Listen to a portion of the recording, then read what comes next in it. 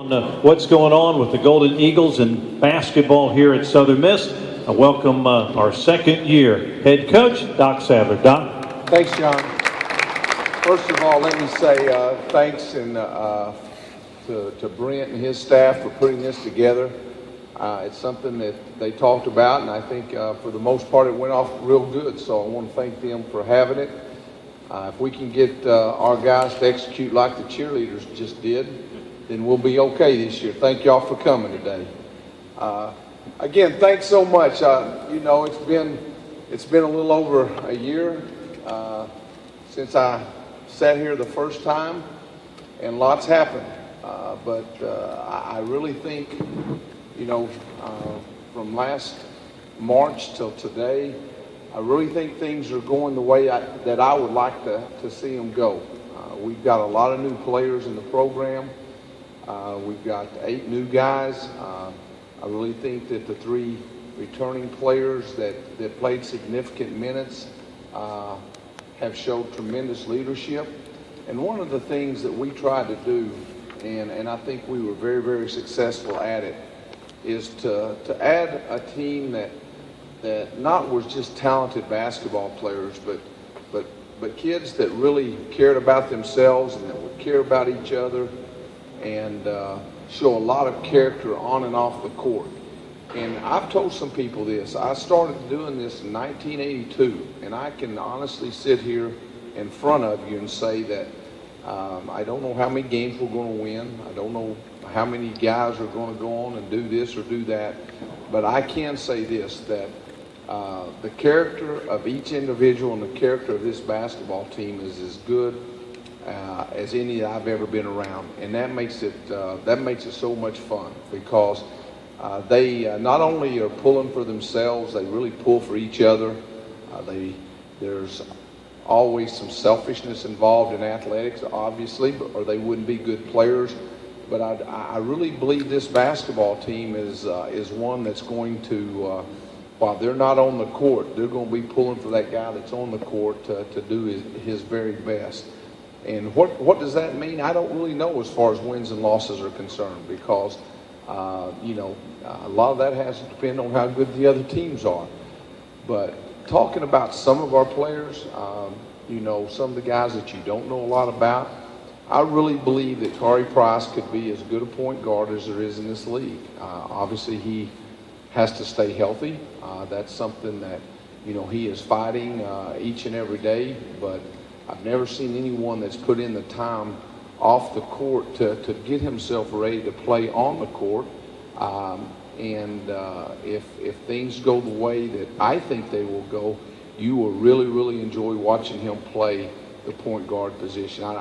I can't imagine. I know Neil Watson was a great point guard here, and I'm sure there's been some other ones, but I would put Corey Price up as good as any point guard that I've probably ever been around and coached. So I think you'll enjoy watching him play.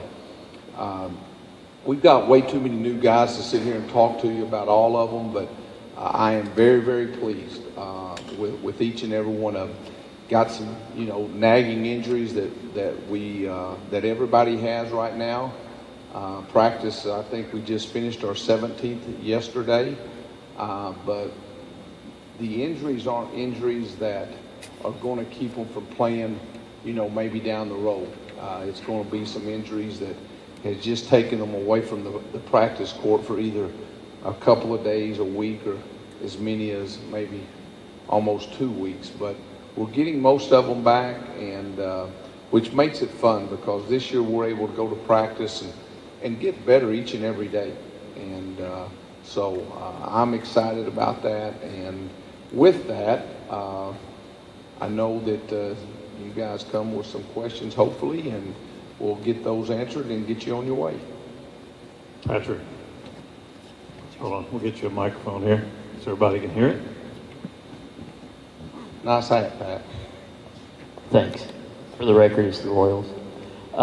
Coach, obviously Chip Armlin and Bengaya accounted for a lot of points last season. Where is it going to come from for y'all this year? I don't know. I know this. Offensively, I've enjoyed coaching this basketball team because I think the ball moves so easy. It doesn't stick in anyone's hands, and I think anytime the ball doesn't stick in someone's hands, you've got a chance to have a good offensive team. This team can shoot the basketball, so I'm not concerned about scoring points as much as I am stopping the other team from scoring points. We're not a good defensive team at all right now, but I do think we'll be able to score some points as long as we don't turn it over. Obviously, Chip had an unbelievable year, and for sure he's going to be missed. But, you know, that's what college athletics is about. Guys come and go, and new guys have got to step up, and we've got some guys, I think, that will do that.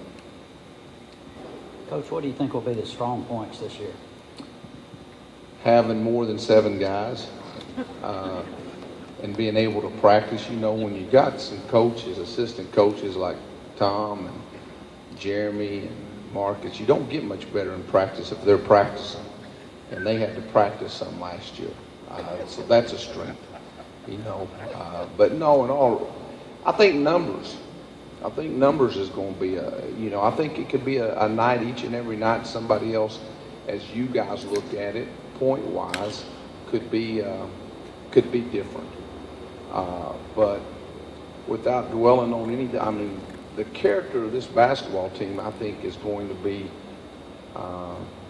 in my opinion, the character of these kids is unbelievable. And I think probably if I was going to say anything that would be one strength and maybe the most important strength, it would be that, the character of it. Coach, you've got so many new guys coming in this year. From a administrative standpoint, from a practice standpoint, how do you meld that many new faces together and get some continuity on the floor? Well, the good news is they give me this little card here so I can learn their names with their picture. That's a start. But that is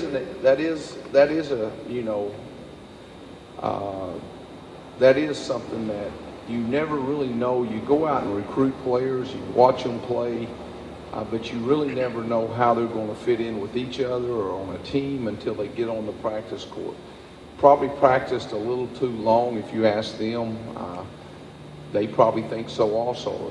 The amount of minutes that we've been out there has probably been a little bit longer than what I would like, and a lot of it is because of the question you answered, that you asked. It's just trying to put the right pieces with the right guys together, and but I do think we're getting closer to doing that, and so it's been easier than I would have thought it would have been. With Michael Ramey coming in, does he expand your offensive game a little bit more as a shooter, or do you have any other shooters on this team that we don't know about yet? Yeah, I think all of our guys are pretty good shooters, but obviously Mike's had a history of being someone that shoots the ball and has a high percentage of makes, which is important. But I don't know that we'll put anyone on the court that I will be afraid of letting them shoot the basketball. I think all of our guys can shoot it, and so that's really not been a concern of mine as far as shot selection, a good shot, bad shot. Most of these guys take good shots, and when they do take good shots, they have a chance to make them. I think maybe that's just because our defense is bad. I don't know, but as of right now, I like our team as an offensive team. What do you think Kyrie's experience, with starting games in the NCAA tournament for Dayton and winning games, what does that experience mean to him and for this team as a whole? Yeah, as I said, I don't know that I've coached many point guards, if any, that's any better than Kari. That's not the question. It's just, how many minutes Kari can get out of his knee, and he's getting stronger and better. But you're only going to be as good as the guys that are your experienced players. I mean, we've got 3 or 4 guys that are upperclassmen that, alongside Kari, is going to be very, very important in how good we're going to be. And so, we got a kid that transferred that I had the opportunity to coach every day at Iowa State, Corlin Jackson, who I think is as good a offensive rebounder is in college basketball.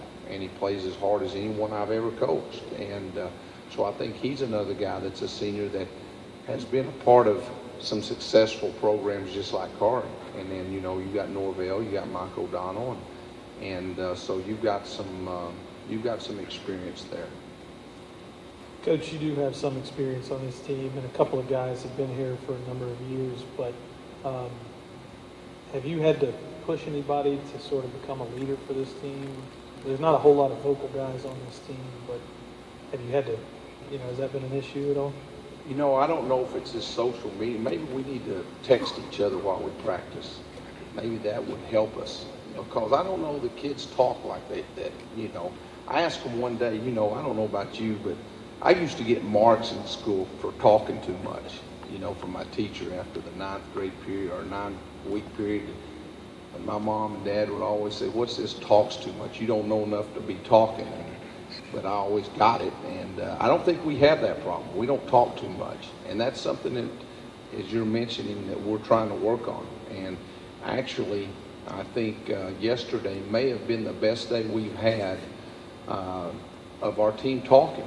And, you know, that's something that we talk about. And for us to be a good defensive team, we've got to do a better job of helping each other and talking. So that is something that, you know, that we've got to continue to work with.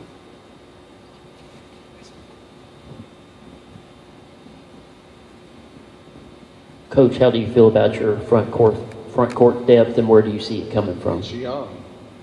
And, you know, that's the 3 injuries that we've really had. You know, Raheem missed about 10 days with an MCL. Eddie turned his ankle, and Tim turned his yesterday, and looks like it's going to be out for a few days. And I told somebody half jokingly, but not completely, I didn't know we jumped high enough to turn an ankle, but I guess a couple of the guys do, or maybe we stepped on somebody's foot, I don't know. But the depth inside is a concern because you've got, I think, some very good, young, talented players that can shoot the basketball, and I think you can do some things with guys that can shoot it. But, you know, in all reality, Norville's the only player that we've got that's ever really played any significant minutes inside. So right now, I know they will be scared when they go in the game, but so will I.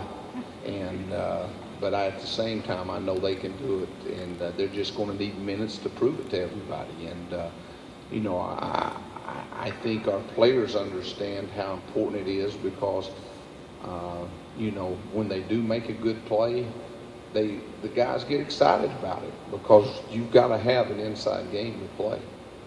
The 6-7 guys you've signed, I know most of them Campbell can shoot. These other guys, are you relying on that power forward to be kind of a stretch power forward, get more offense on the outside, or you know, is Norville got to be the banger inside while these other guys can kind of stretch the floor? Yeah. If you know, if you look at college basketball, the good teams usually have that mismatch at that position. You know, that 4 spot, if you want to call it a 4 spot or whatever. And in our situation, is no different. He needs to be able to be almost your best player that can score, that can move the basketball, don't hold on to the basketball, and really understands the game. And so that's what we're looking for. And you know, we may have to move some guys around, like, you know, even Cortland and Keljan, and just because the teams that you really want that spot right there to be somebody that is difficult for the other team to match up with and to take advantage of. Coach, you've coached quite a while, but last year you went through some real trials. Is it, or what is it like to have that season over with and to start anew? That's putting it kindly. No, you know, I think that the beauty of all this is kids are so resilient, and you find out, you know, so many times you hear adults talk about, wow, how this generation isn't this or isn't that, but when you get to work with kids each and every day, the thing that you find out is we hold on to tough times a lot longer than they do, and that's a positive. You know, we've got a couple of players that in practice that, you know, just say, hey, coach, we're going to be all right, relax. And you know what? They're right. They're right. You know, I do need to relax. And, you know, because they're going to play much better when they're relaxed. But, yeah, it was difficult, but you just hate it for the kids to go through a college experience when they don't have anything to do with situations to be penalized. But that's the process that we live in. And so you try to take that, whatever it is, and make that a teaching point. Because I can promise you this, they're going to have a lot more things, even though they don't realize it, happen to them in life that's a lot worse than something that's going to happen to them out here in a basketball game. And you know, it's my job, so it's more important than anything else. I understand that, but you just try to take a bad situation just as anyone else would do, a parent or whoever, when a mistake is made or a situation comes up that you don't like, and kind of explain to them, you know, there's going to be a lot of things that you don't like, but deal with it, and we're here to help you deal with it. And you know, the good news is that I think when you look out that tunnel, the sun is getting a little brighter, so maybe it's getting closer to being over with. And so when it gets over with, then, you know, it'll be the happiest day of my life. Don't want to go through it again. Won't go through it again.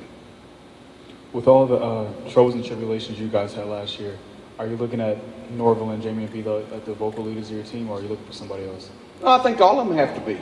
I think all of them have to be leaders. You know, again, Jamie will talk.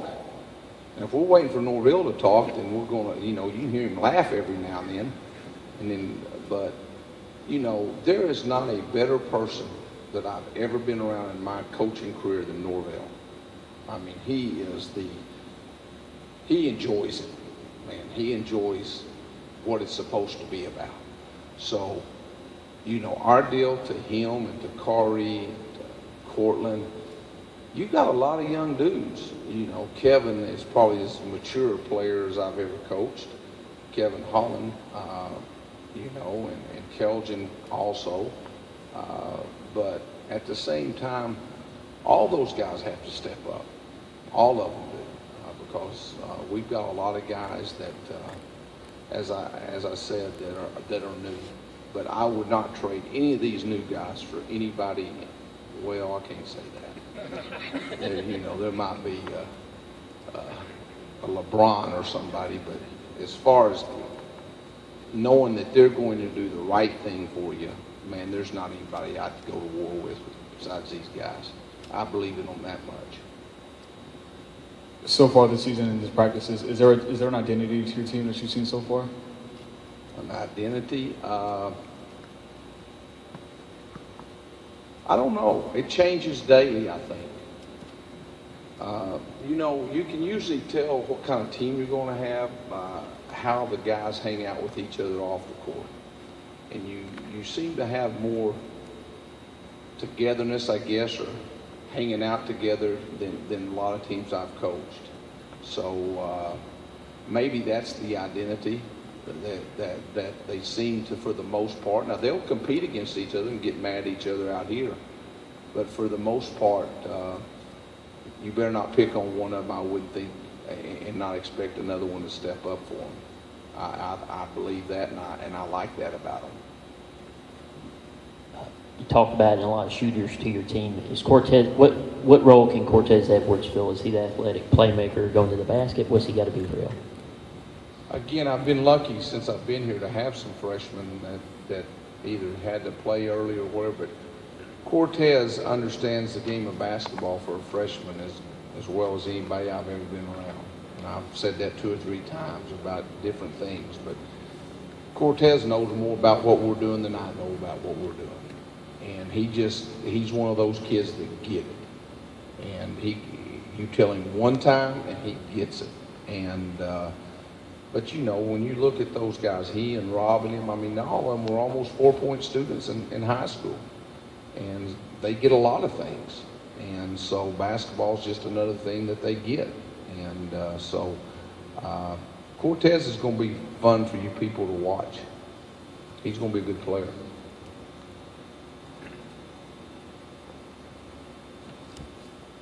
Adding size, 6'11", Tim Rowe. What's he going to offer? Tim, actually, I thought was fixing to have the best practice after starting off a little slow yesterday. Was fixing to have the best practice that he maybe has had all year, and then he turns his ankle and looks like going to be out for a few days. And but Tim has some things that you can't coach, and has unbelievable hands. No doubt wants to be a good player and is going to be willing to work to become a good player.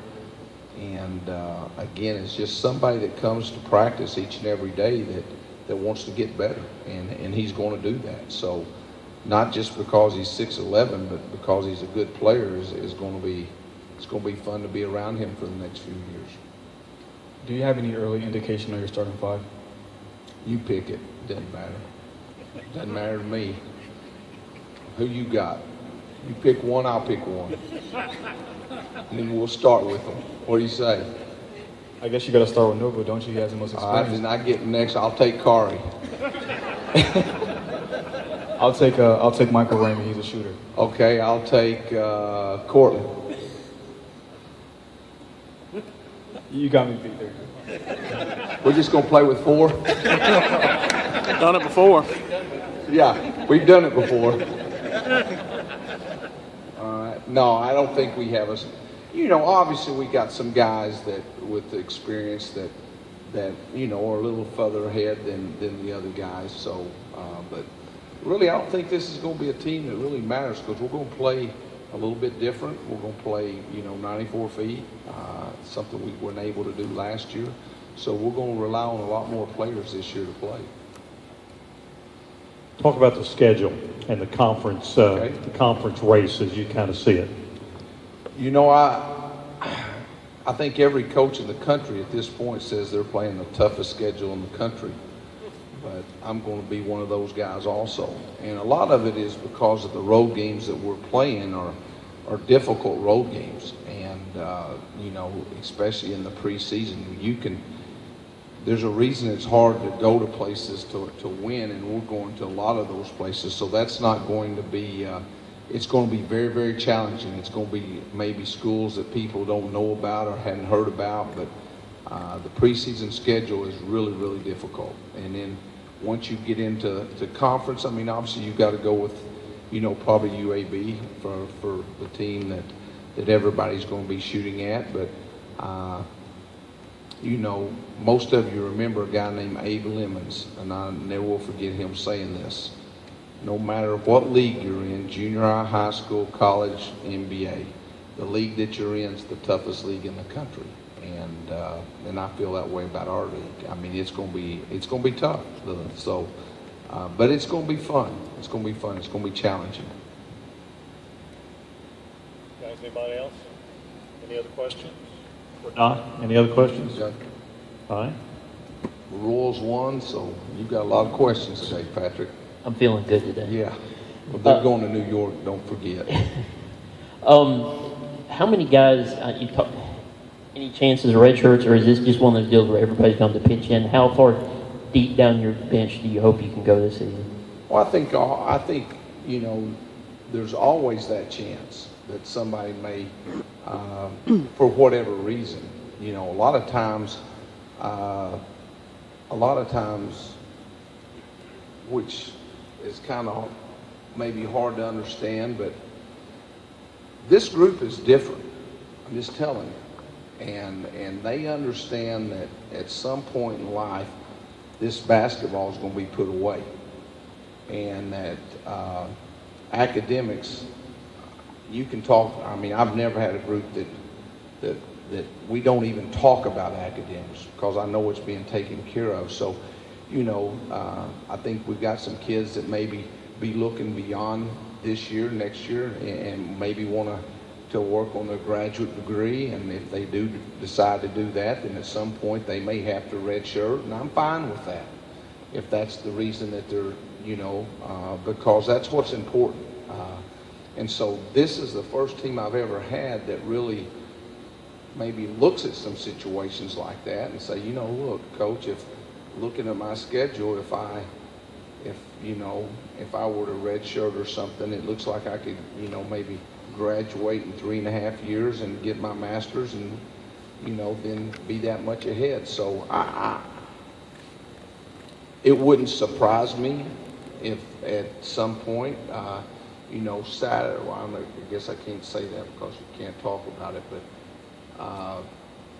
after next Thursday's game, the transfers and the incoming freshmen have to make a decision. They're given opportunities to redshirt after the Millsaps game, before the Memphis game. So at some point, if some kids decide that that's what they want to do, then I'll be supporting them 100%. And it may, even if it, is not in our best interest this year. Everybody uses the word student athlete welfare and all that stuff that you hear everybody talk about, but I think Southern Miss gets it. I think they get it. And what I mean by that is that's the number one priority. And so with that priority, then sometimes you've got to take a step back. Anybody else? All right, we'll make Doc available here in a few.